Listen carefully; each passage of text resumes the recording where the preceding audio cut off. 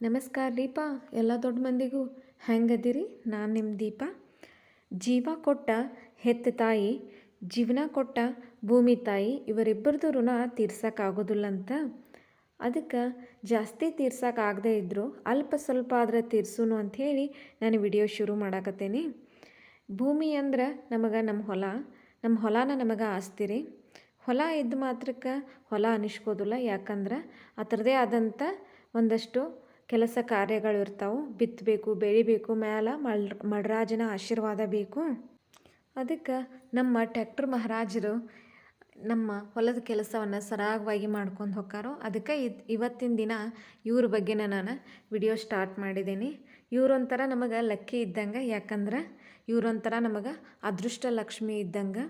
Life ಒಳಗೆ ಏರು ಇಳಿತ ಅನ್ನೋದು ಎಲ್ಲರ ಲೈಫ್ ಒಳಗೂ ಇರೋದು. ಆದರೆ ಇವರು ನಮ್ಮ ಲೈಫ್ ಒಳಗೆ ಬಂದಾಗಿಂದ ರಾಕೆಟ್ ಥರ ಜೀವನ ಮುಂದೆ ಹೋಗೈತಿ ಅಂತ ಹೇಳ್ತೇನೆ. ಅದಕ್ಕೆ ನಾನು ನಿಮಗೆ ಮುಂಚೆನೇ ಹೇಳಿದ್ನಿ, ಜೀವ ಕೊಟ್ಟ ತಾಯಿ, ಜೀವನ ಕೊಟ್ಟ ತಾಯಿ ಇಬ್ಬರದು ಋಣ ತೀರ್ಸೋಕ್ಕಾಗೋದಿಲ್ಲ ಅಂಥೇಳಿ.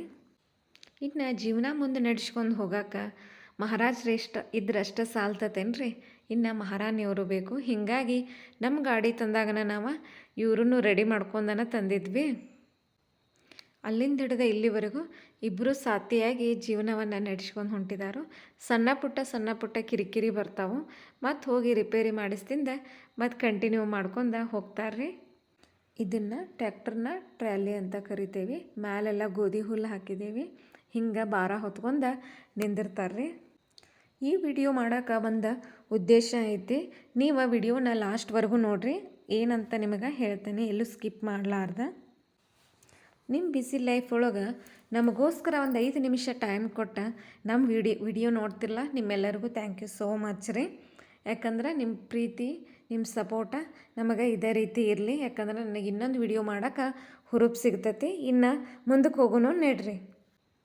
ಇನ್ನು ತೋರಿಸೋದ ನಾನು ಕೂರ್ಗಿ, ಇದಕ್ಕೆ ಅನ್ನಿಗೇರಿ ಕೂರ್ಗಿ ಅಂತ ಅಂತಾರೋ, ಇಲ್ದರ ನಡುಕಟ್ಟಿನ ಕೂರ್ಗಿ ಅಂತಲೂ ಕರೀತಾರೋ.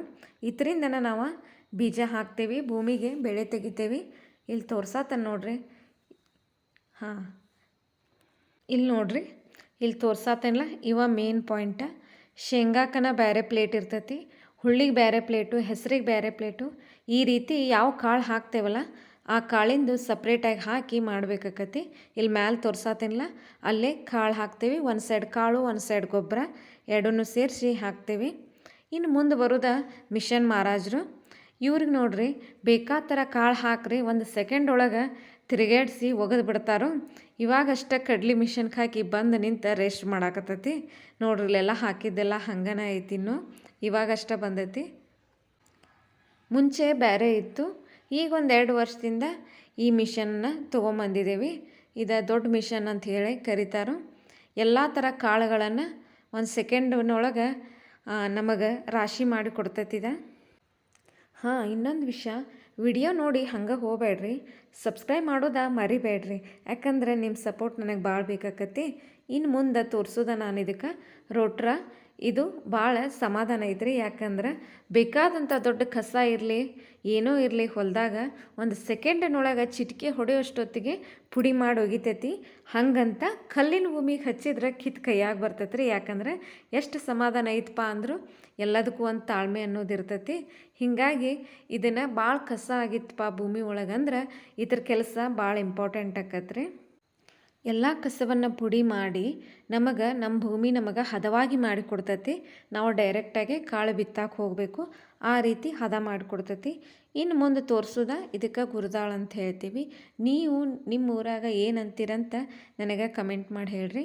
ಇತರ ಕೆಲಸ ಯಾವಾಗಪ್ಪ ಅಂತಂದ್ರೆ, ಇದು ಕಬ್ಬಿನೊಳಗೆ ತೊಗೊಂಡು ಹೋಗ್ತಾರೋ. ನೀರು ಹಾಸ್ತಾರಲ್ಲ ಹೊಲದಾಗ, ಅಂದ್ರೆ ತೋಟಪಟ್ಟಿ ಮಾಡಿದವರು ನೀರು ಹಾಸಿ, ಪೈಪ್ಲೈನ್ ಮಾಡಿ ನೀರು ಹಾಸಿ ಏನು ಮಾಡ್ತಿರ್ತಾರ. ಅವ್ರು ಏನು ಮಾಡ್ತಾರೆ, ಇದನ್ನು ತೊಗೊಂಡು ಹೋಗಿ ಸಾಲು ಬಿಡಾಕಂತ, ಅಂದ್ರೆ ಸಾಲು ಬಿಟ್ಟು ನೀರು ಹಾಸಿ ಬೆಳಿಗ್ಗೆಲ್ಲ ಅವ್ರ ನೀರು ಕೊಡ್ತಿರ್ತಾರೋ.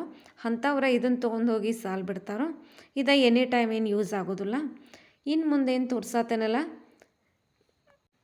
ಇತರ ಕೆಲಸ ಏನಪ್ಪ ಅಂದ್ರೆ, ಮುಂಗಾರಿ ಹಿಂಗಾರಿ ಎರಡೂ ಬೆಳೆ ತಕ್ಕೊಂಡು ಇವಾಗ ಮಾರ್ಚ್ ಎಂಡದಿಂದ ಹಿಡಿದು ಮೇ ಎಂಡ್ವರೆಗೂ ಭೂಮಿನ ರೆಸ್ಟ್ ಮಾಡೋಕೆ ಅದ್ರ ಕೆಲಸ ಭಾಳ ಇಂಪಾರ್ಟೆಂಟ್ ಆಕತಿ.